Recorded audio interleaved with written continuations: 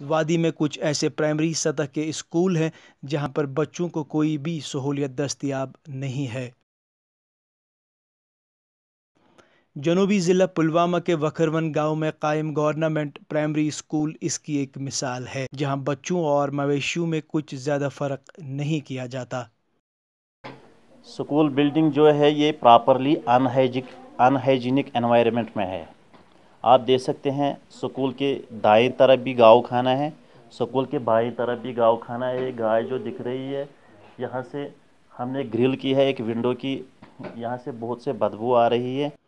فقط 3 خستہ حال کمروں کے علاوہ اس اسکول میں کوئی بھی سہولیت فراہم نہیں ہے۔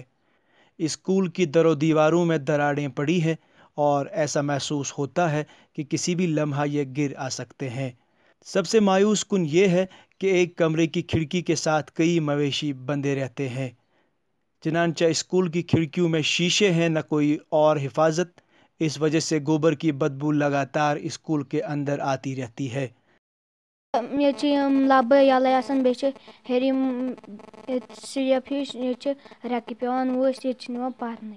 ییٚتہِ چھِ ہیٚرِ کوتر، ییٚتہِ چھِ ییٚتہِ چھِ پچہِ ہیٚرِ لٲگِتھ یِمن پٮ۪ٹھ چھِ زد آسان، یِم چھِ ریٚکہٕ کران یِم کوتر اسہِ چھِ نِوان پرنٕے پتہٕ یِم چھِ کران اتھس گایہِ اتٮ۪ن چھِ یِم دِوان ٹنگ اسہِ چھِ نِوان پرنٕے۔ اسکول کے احاطے میں لوگوں کی گاڑیاں رہتی ہیں جبکہ بچوں کے کھیلنے کودنے کے لیے بھی کوئی سہولیت نہیں ہے۔ بیٚیہِ چھِنہٕ اَسہِ پارکٕے، اَسہِ چھِ ییٚمہِ دۄہ روٗد چھُ پیٚوان اَسہِ چھُ کھسان سکوٗلس آب۔